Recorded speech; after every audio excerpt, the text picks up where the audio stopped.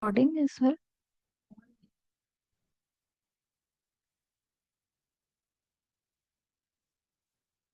Okay. So we had left with two small topics.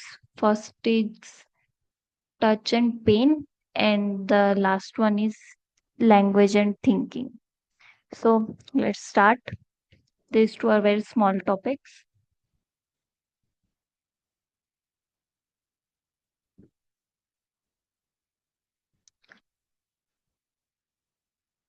Okay. So let's start our first topic, touch and pain. So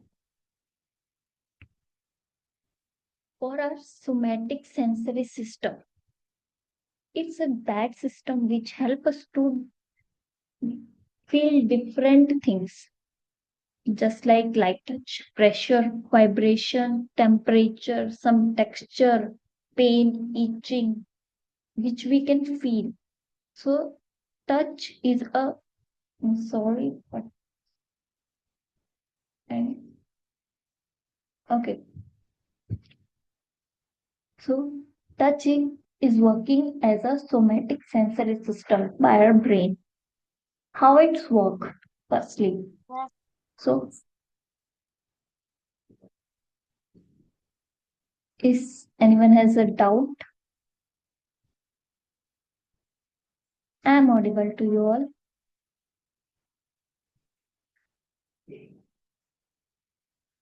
Okay, let's continue.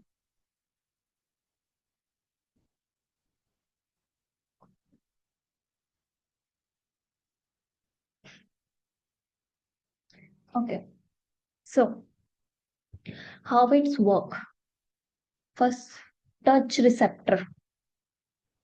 First of all, we think that it's present on our body with different layer of skins.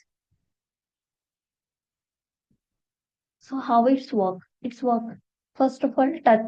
It's work by the four steps. Basically, it's include. First is touch receptor. Second is signal transmission. Third one is its processing. And fourth one is signal speeding. So in this, what happened? For the touch receptor, suppose you have touched something, some texture or some temperature touch. As our skin has special receptors, as these detect and transfer the sensation. Suppose you touch something hard, the different receptors present in our skin layer at different location, they sense it.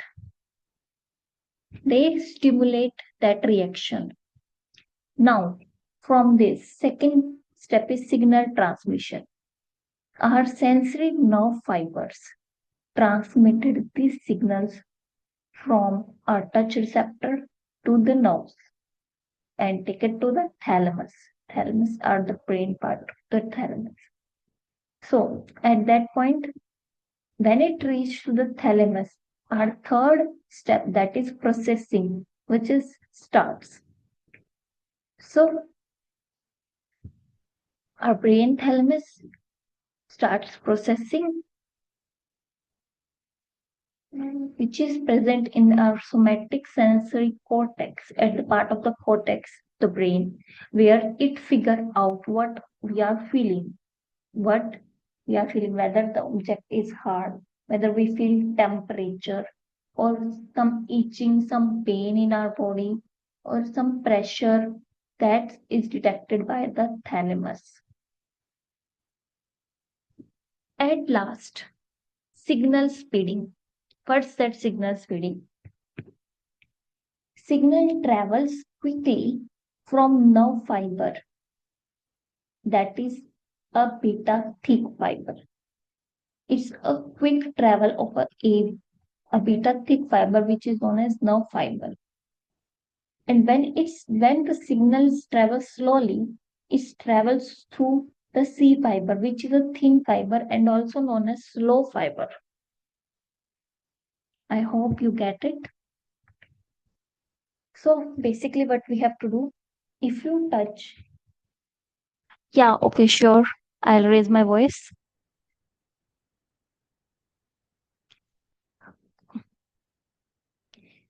Okay, so basically, what happened?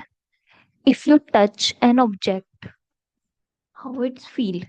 Our somatic sensory system helps us to detect whether what we are feeling with that touch, whether it's a light thing, whether you feel some vibrations, or some object is high temperature, you feel that is through our touch receptors, which is detected by our sensory system.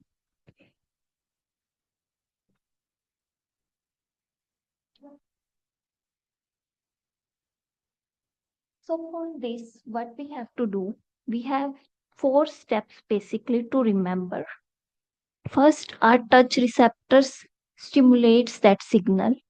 It sends through the sensory nerve fibers, which take this stimulus to the thalamus, which is a part of a brain, act as a somatic sensory cortex, which helps to translate that touch signals into perception, how you feel that object.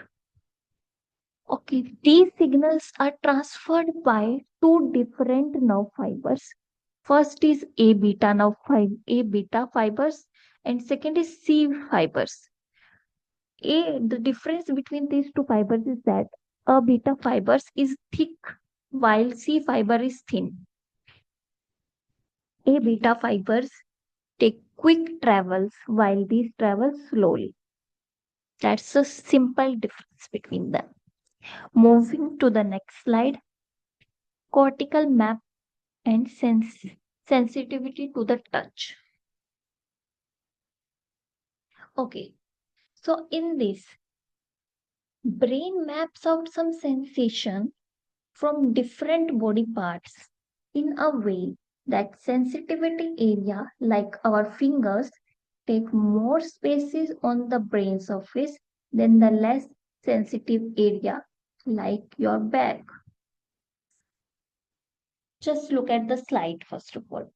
But it separates the somatic sensory info from all our body parts spread into our cortex in the form of topographical map coloring around the brain. Means our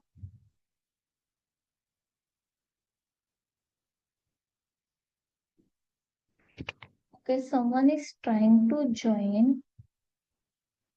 Uh,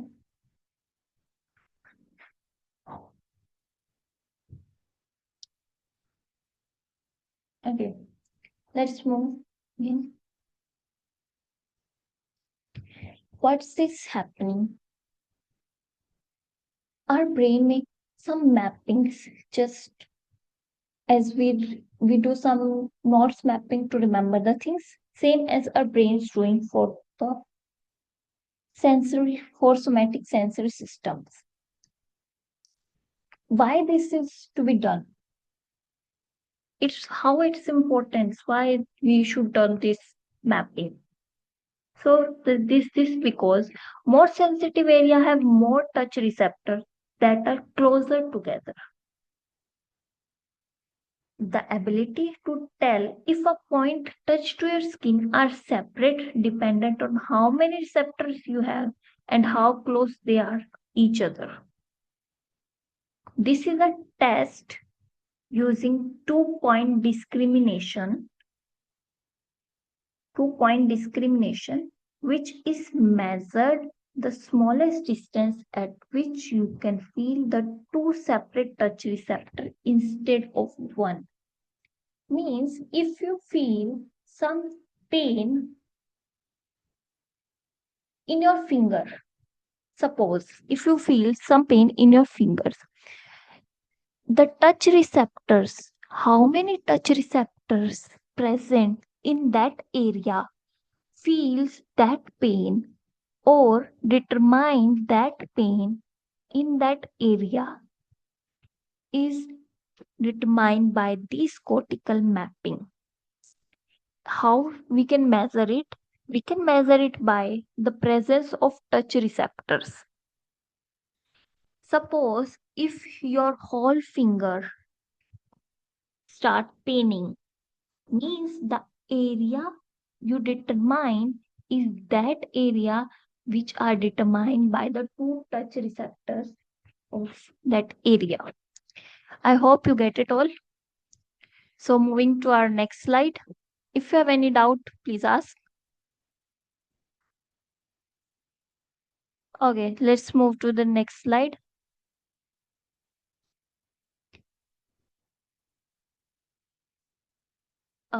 So our next slide is pain and itching.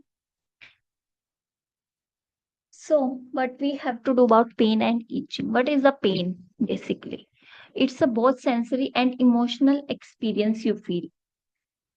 How it's a sensory thing, because when you feel some pain, the stimulus get passed through our nervous system and send it to your brain, which precised it.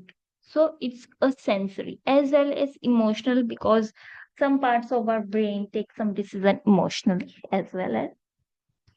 So it's a both physically and emotional experience. How we can say it's a physical experience? Because it might hurt our body, like touch something hot or get cut.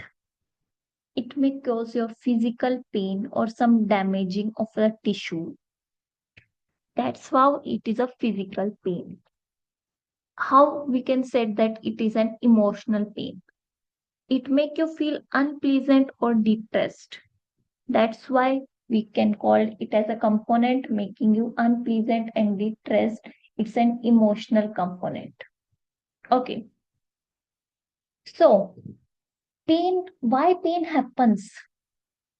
Does anybody of you guys think about it? How pains happen and why it causes pain?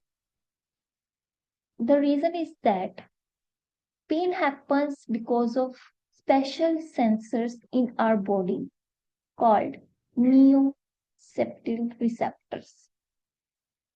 That is the thing. Okay, what is that thing?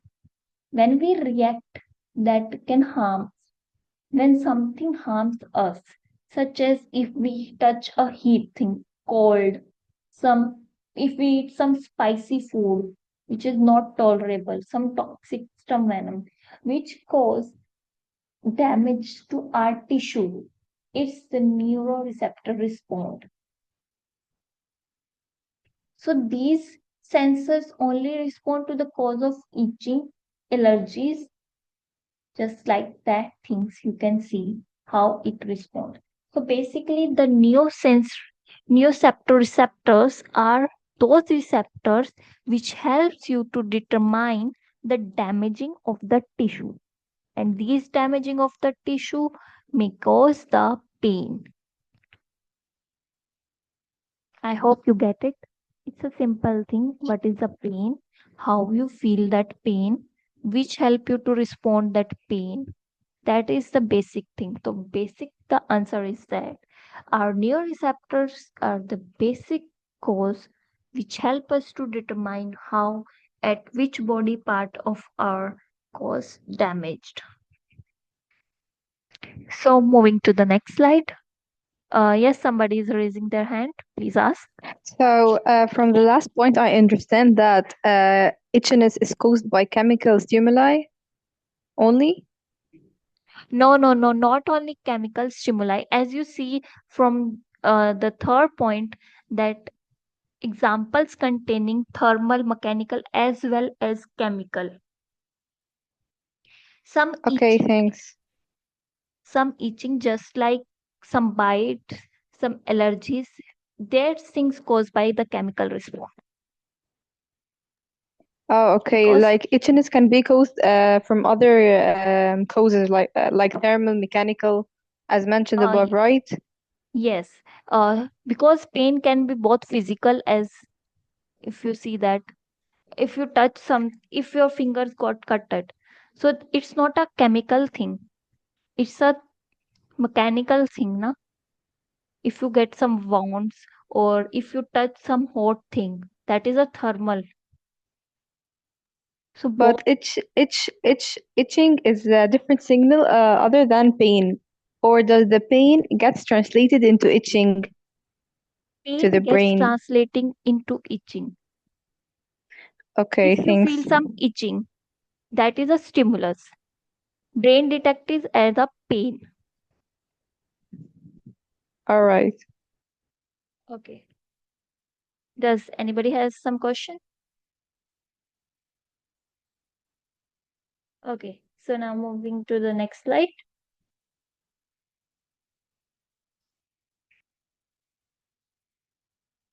Okay. Our next slide is sending and receiving messages.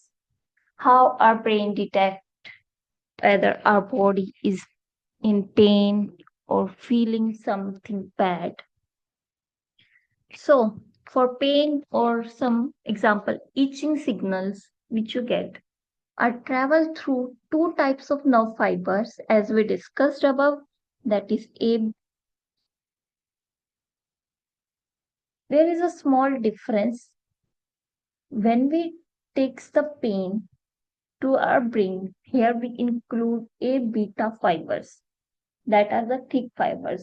Then the A beta fibers are differentiated into some other fibers. So one of them is small A delta fibers. And second one is our C fibers. Okay. What are A delta fibers? Let's we talk about. A delta fibers are covered in melanin. Melanin is just a protective layer which help them to send sharp, immediate pain messages quickly. As we discussed, A fibers send the signals quickly while C fibers take some slowly steps. That's why it takes some slow why it send the fast signal, because of its sharp and quick response of melanin sheet, because it's protect the A delta fibers. Okay, let's talk about the small C fibers. Okay, as these fibers are not covered by the melanin sheet, so they send dull, diffused pain messages slowly. I hope you get it why these two fibers send the different signals at a different phase scale. So, moving to the next part, these signals first go to the spinal cord. As you see, if you feel some immediate pain, the signal sends to the spinal cord and then to the brain stem. And after the brain stem, when it finally get to the thalamus. In the spine, as you see from here, in the spinal cord, then in the brain stem, and at last you will find it on the thalamus. From thalamus, they just reach to the cerebral cortex. Here you can see it's the cerebral cortex, where you become conscious aware about the pain. The brain cannot change how it responds to these pain messages. Means how it's sent, basically what we saw, that the nerve fiber sending it directly to the brain, but in pain it firstly sends to the spinal cord, then the spinal cord send these messages to the brain stem, and brain stem take these messages to the thalamus, then the thalamus is showing the sending pathway by sending it to the cerebral cortex here, and then your brain determine how to respond to that pain. I hope you get it. Okay, moving to our next slide, that is pain management. How can we manage the pain of how brain respond to that pain?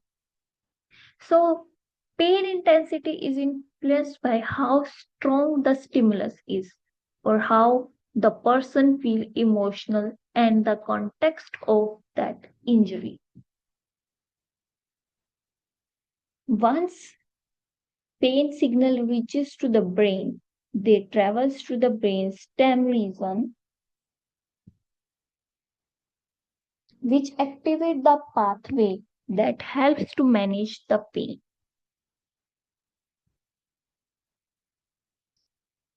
These pathways send messages to the different parts of the brain, leading to release of chemical like endorphin and adrenaline to reduce the pain. Have you ever think about the adrenaline? How where you have listened it when we feel when we feel some dangerous situation or we feel some anxiety at that point adrenaline get activated. With that, our endoscreen get activated in detecting the pain, which is act as a which is basically an opioids. We will discuss about all these in our drugs topic, which is held in our last presentation. So, okay, there is not just an area in the brain that handles the pain or the itching. The treatment like cognitive behavior therapy focus on managing how emotional side of a pain rather than blocking just pain itself. It means that our brain not only work on the physical part of that side of that pain, it's also work as well as our emotional side by activating cognitive behavior therapy. I hope you get it. Basic thing we should learn here from that our brain responds to the both physical as well as our emotional part of the brain.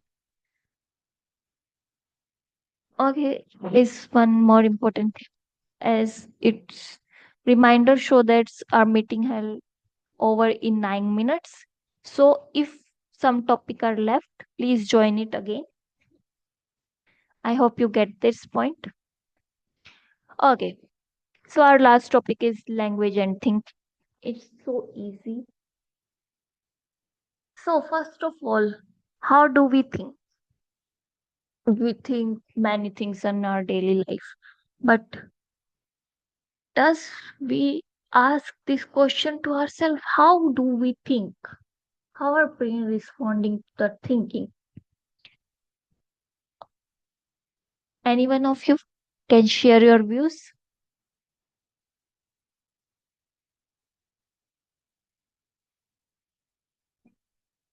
Okay, so I will tell you how we think. So basically, before this, what is a thinking? What do you understand by the term thinking? So, when our brain actively process information or ideas, that is the thinking. What is perception? How, as we discussed the perception in the earlier slides, that how our senses interpreted that our thinking is perception and how interpretation. How do we interpret that thing? What do you mean by interpretation? So, when our brain makes senses of what we perceived and decide how to respond or thought to that thing, that is our interpretation. So, our brain, how do we think? We first think, then we perceive, and then we interpret that thing. That is the basic thinking process. So, our brain has two different types of memories that is somatic memories, and second one is concept cells. So, in I will tell you the basic things about these two. So, somatic memory is like mental dictionary. It helps us to remind the journal facts. For example, just like capital of France. Well, Paris is the capital of France. And some other examples, just like who is the president, who is the prime minister. So these type of memories are is help us to know, help us to remember, that the part involved are somatic memories. What about concept cells? Okay, these are the specialized brain cells that help us to recognize and remember specific ideas or concepts, just like we recognize each other faces or understand a particular face. Means you recognize your mother, your father, your best friends, or some other places where you visit oftenly, your school, your hospitals. These are these remembered by our concept cells. Moving to our next slide. Language comprehensions. So, what is this? Somatic memories. We will discuss about somatic and some concept cells in this. So, somatic memories is the type of long-term memories that store the meaning of words, object, people, place, relation, culture, knowledge. For example, just take an example. As you see, word dog and the French word chien both refers to the same animal.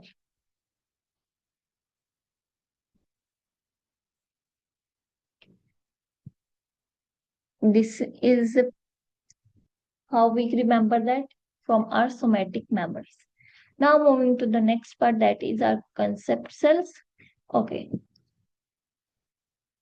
Concept cell help us to understand and recognize the informations, such as research. Some research show that the different areas of the brain light up, such as fire, in response to that information seen in a means from our recently research show that the fMRI shows that some categories of different parts of the brain are shown by the concept cells. It's still in that case, the research is still going on how concept cell and somatic memories being different from each other and how they respond to different cases. Okay, so next is the part of that concept cells. So concept cells are group of specialized neurons in present in the temporal lobe. These activity when you experience a specific sensory ideas, as we thought earlier about some specific ideas of remembering some your faces, some places, some type of smells, or which you saw something. For example, here you can see the smell of a garlic, you remember it, and when you see the rainbow, you detect it as a rainbow. So these sets help us to connect different ideas and the memories, making it possible to form episodic memories, and maintain a continuous streaming of thoughts and awareness. Concept cells makes the memories. The memories present in your brain is the part of concept cell which you get. I hope you get it. If you have any doubt, please ask. Okay, moving to the next slide. Languages disorders. So our first disorder is agnosia. Okay, what is it? It's that condition where a person has trouble to recognize the things, people, sound, even though their senses are working finely. Means the senses of that person work fine, but they are not able to recognize the things. For example, someone with agnosia might not able to recognize a cup just by looking at it. but they can still tell what is it by feeling it. Means the person can feel that thing, but they can't identify that thing. As you see, a patient with agnosia cannot identify a cup by sight, but they can tell its color, its shape, its appearance, but it do not recognize it as a cup.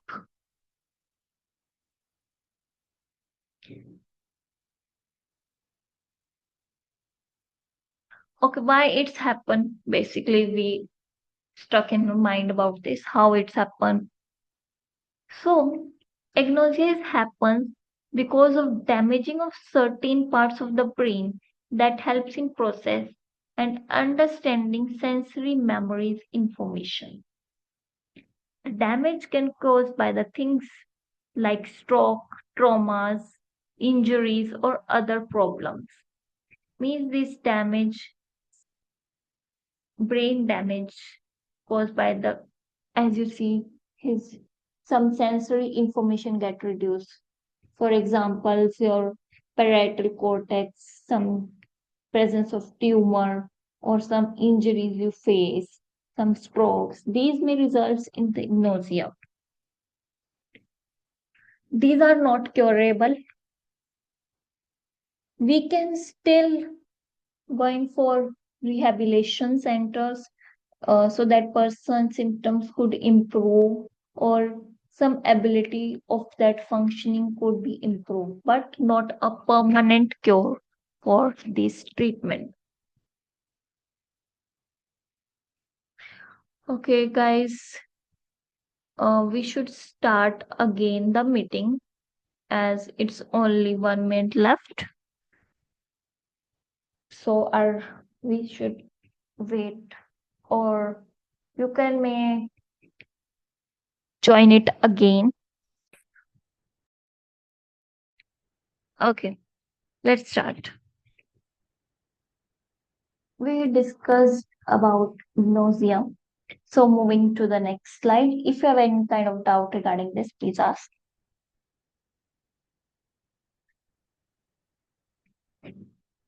Okay, moving to the next slide.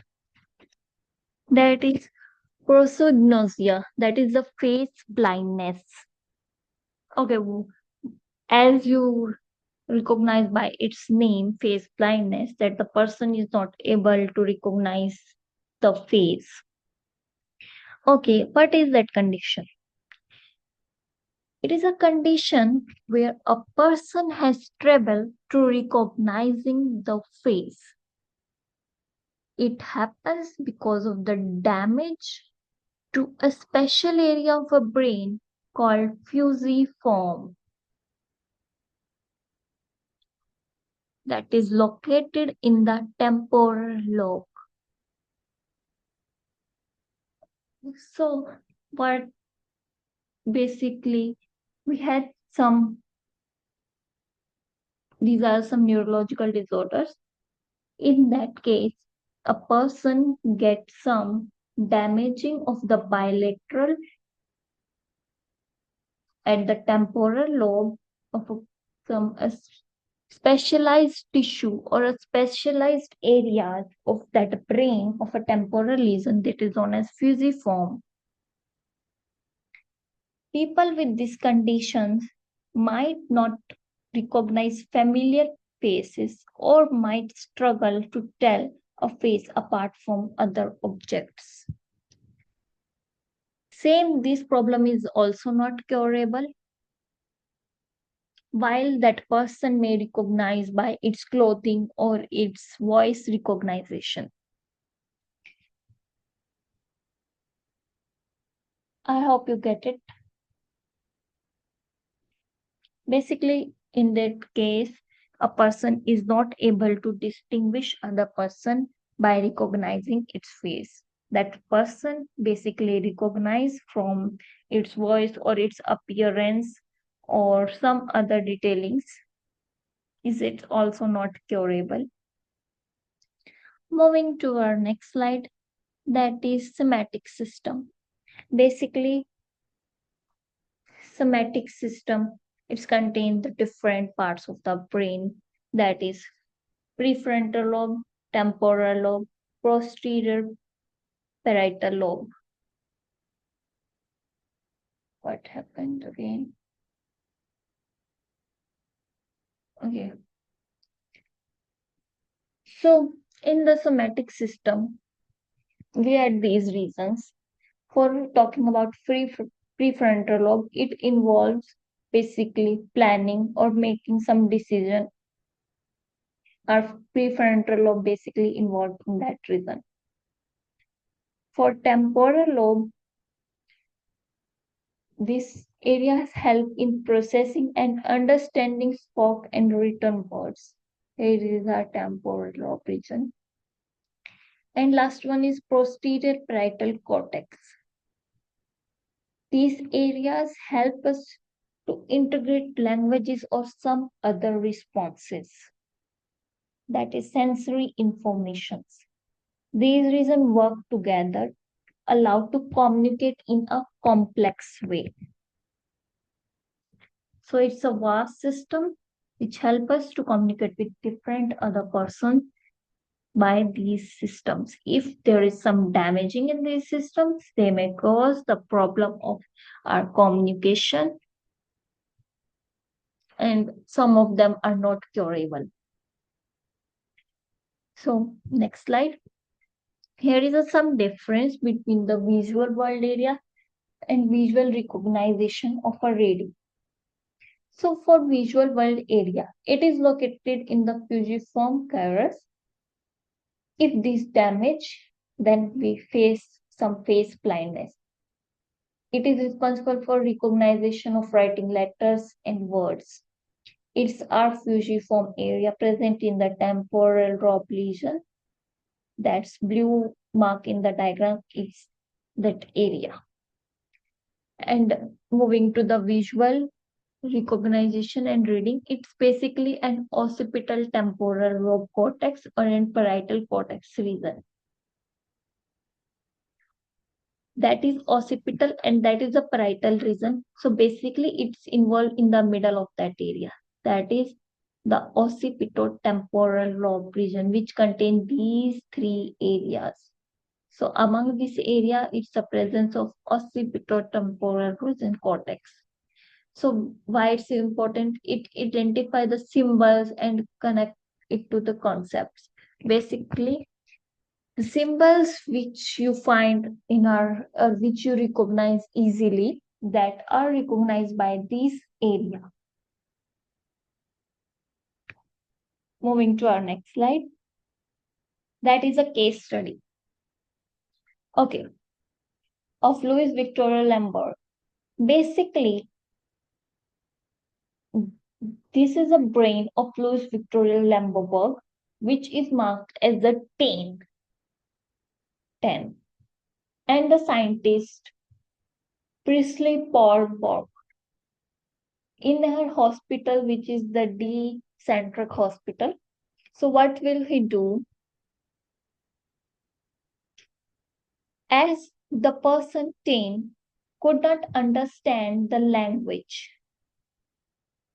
So the scientist Preporberg doing an autopsy of his brain and discovered and found out that the 10th brain had a specific part of a brain that is called Broca's areas present in the frontal lobe is damaged.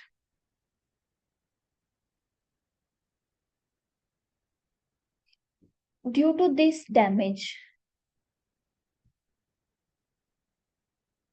the person, the 10, is someone asking something? Okay. So what? Okay. So let's start again. The person 10 is recognized, is unable to understand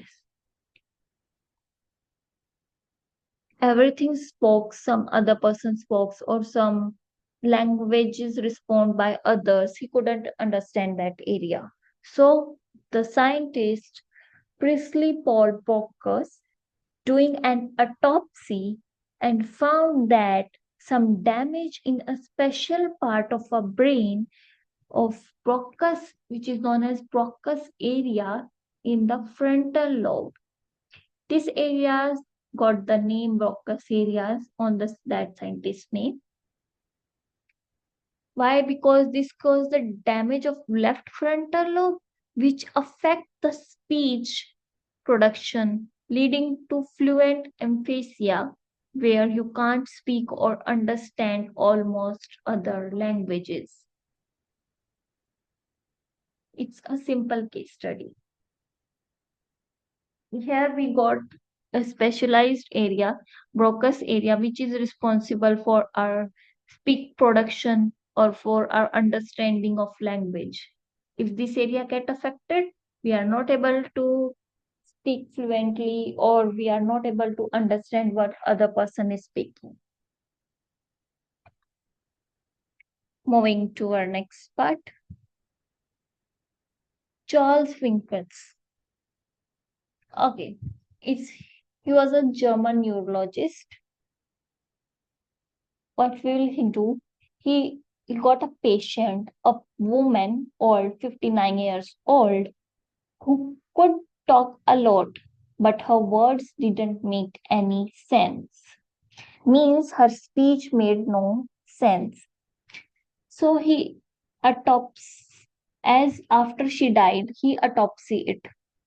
The doctor found a damaged part of her brain responding for understanding language that is present in her left temporal lobe. So he diagnosed it and she had fluent emphasia, which means she couldn't speak fluently but could not understand language well, and her response were nonsenses.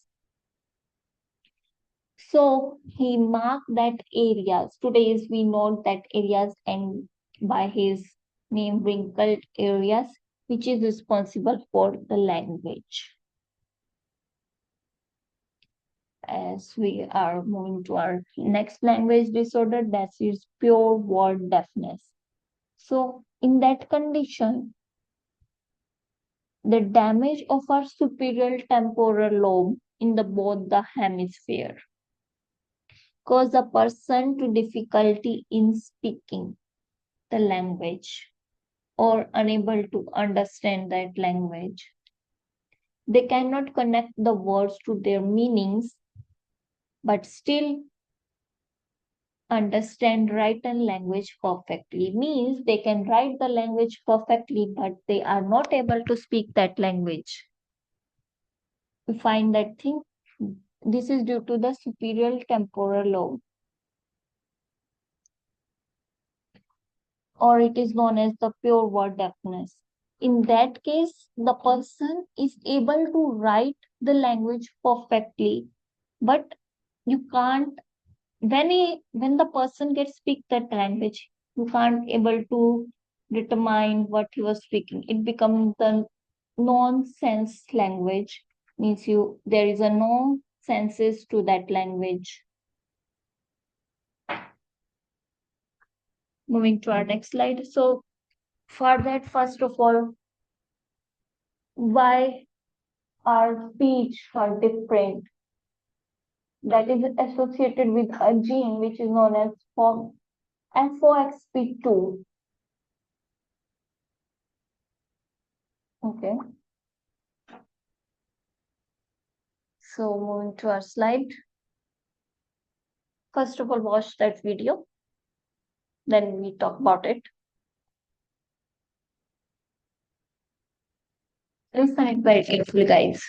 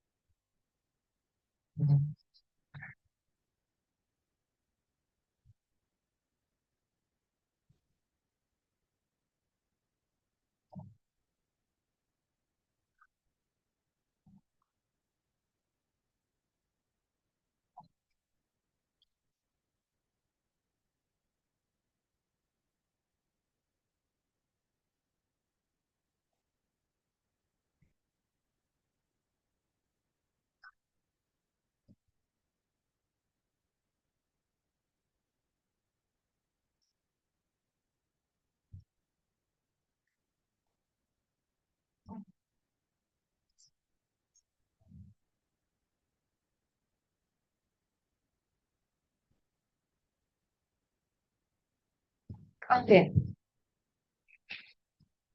So FOXP2 gene is an important for speech and language development in humans. If we found some mutation in this gene, it is hard, it can make hard to move our mouth or the jaw movement, which is a very crucial for our speaking. Recently, some research studies have found in the birds reveal that the change in or some mutation in FOXP2 gene cause disorder in the signaling of the motor control in the brain, which affect the movement or the coordination between them. I hope you get it. Do you have any doubt? No? So let's move to the next slide.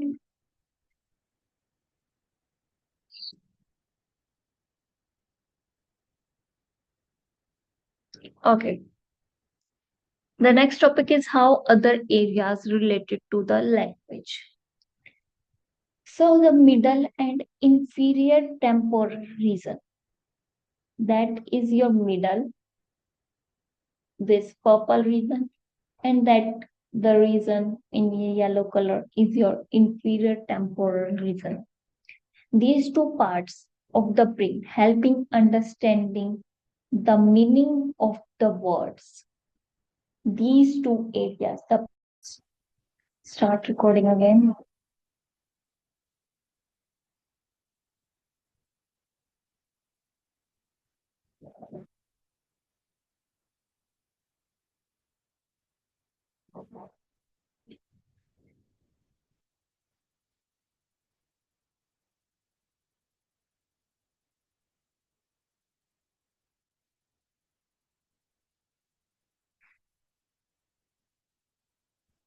Okay.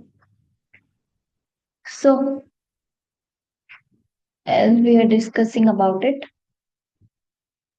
that the middle, okay. So the yellow and purple, the middle and the inferior temporal region are helps in understanding the meaning of the words. And the interior temporal region, basically this green or some this green region, that is the superior temporal region, And some reasons behind these two, purple and green, here are some anterior temporal reasons.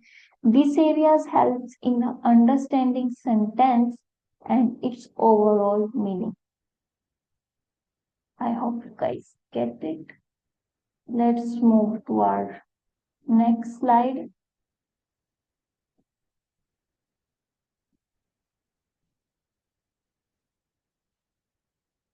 Okay. So that's our prefrontal lobe cortex. As you see in the diagram where it is located, that is our prefrontal lobe cortex. The cerebral cortex, that which covers the frontal lobe of the brain. It is crucial for managing complex thinking and decision making. It also helps in controlling and supervision other parts of the brain and work closely with other brain regions. The part of the brain takes the longest and the full develop, reaching maturity in adulthood. This region develops at the last and it's finishing its development at its adulthood when a person gets adult. It involves the thinking, complex thinking, as well as decision making and supervision other parts of the brain, the basic things of the prefrontal lobe cortex. Moving to our next slide, that is executive functioning. So it's involved three main control process. First is inhibiting, that is the self-control. Second is work memories. And third one is shifting, flexible thinking. So for inhibition, this is about to stop yourself for doing the things that are not appropriate. That means the suppress of inappropriate behavior. When you find something that is not correct, you stop yourself for doing that. That is inhibition. Next is working memory. This help you to keep rules in your mind while deciding what to do next. It relies on the part of the brain like the parietal lobe and prefrontal cortex, PFC in the short form. So for working memories, basically it includes, for example, if you are drive a car, so you have to remember all the rules of the road safety.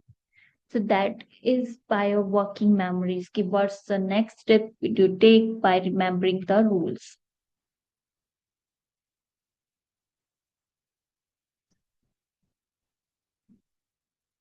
It's depend how it's at, it depend on the parietal as well as prefrontal cortex.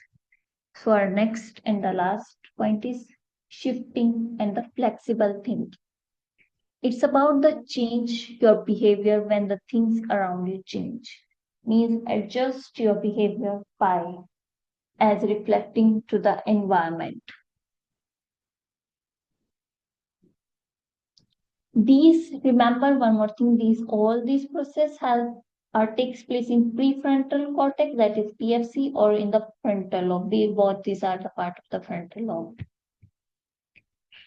These three process mainly control our brain functioning. First is inhibition, second is working memory, third is shifting. Moving to our next slide, that is decision making. So what is the decision making? Simply what we choose, what we like to choose, that is our decision making. So decision making may be simple or a complex decision making. So in simple decision making, you choose something straightforward, means what you like to eat. That is your clear cut decision or simple decision, you can call it. What food you like to eat, what you want to order today, that is your simple decision or a clear cut decision. Second is complex decision. Make tougher choice, like picking up your life partner. It's a complex decision. So moving to our next. So in this, how we decide basic thing. We have the decisions. We know that the two types of decisions, but how we decide the thing. So we weigh our values and rules, make prediction and the plans. We first recognize all the things and make some plans. Strong emotions, connections, and motivation can influence our decision. As we know, some if something at some emotional side, we will sometimes change our decision. The brain uses top-down process,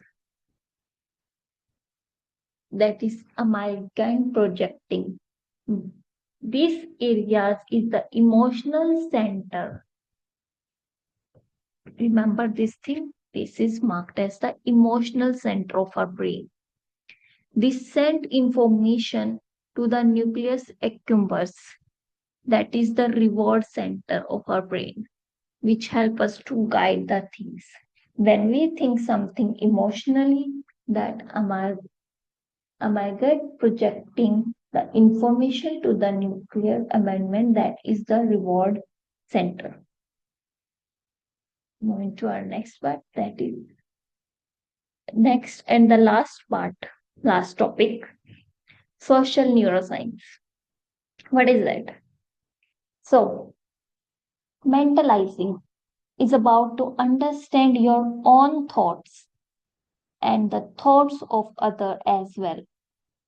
It happens in the part of the brain called the medulla and the lateral prefrontal cortex. As we discussed, the prefrontal or the frontal lobe is responsible for our thinking, for our decision making process. It helps or it may involve empathy or knowing what others are thinking about it. Next point, the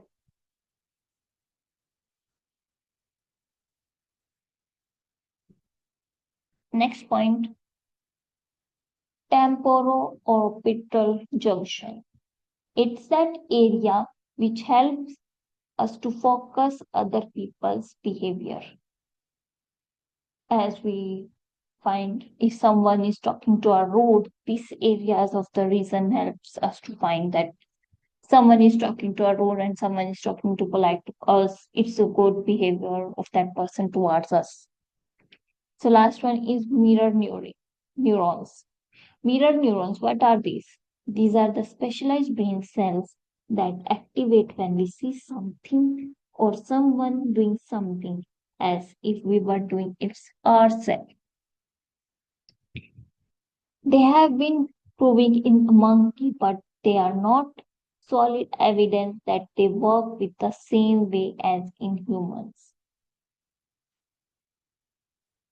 It is a controversial about the mirror neurons.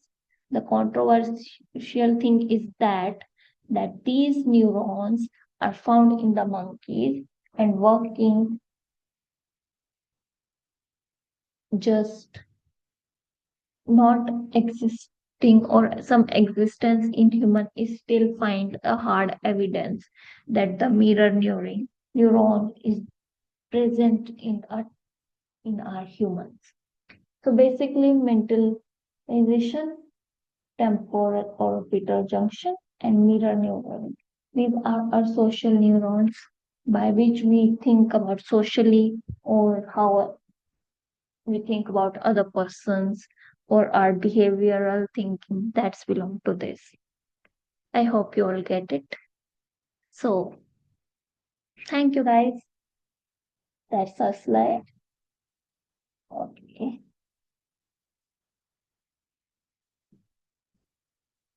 So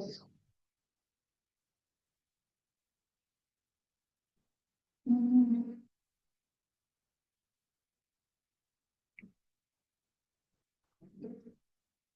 so guys, if you have any doubt regarding this, please let me know.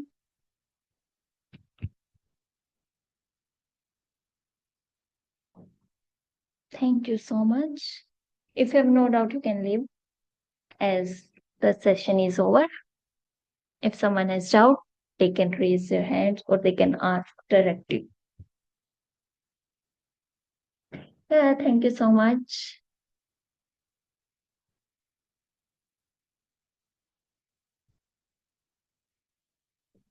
If you have no doubt, you can leave. Thank you. Thank you, everyone.